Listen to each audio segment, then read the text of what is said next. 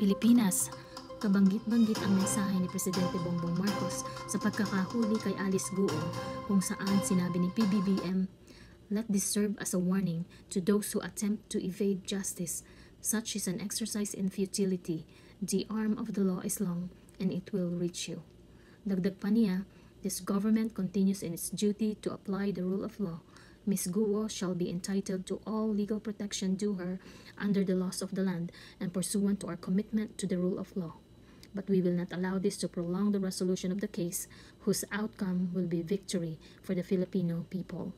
Napakaganda naman ang manifestasyon o komentong ito ng ating presidente.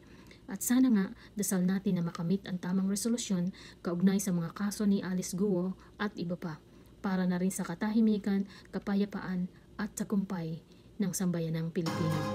Magbabalik muli po kami at salamat, Pilipinas.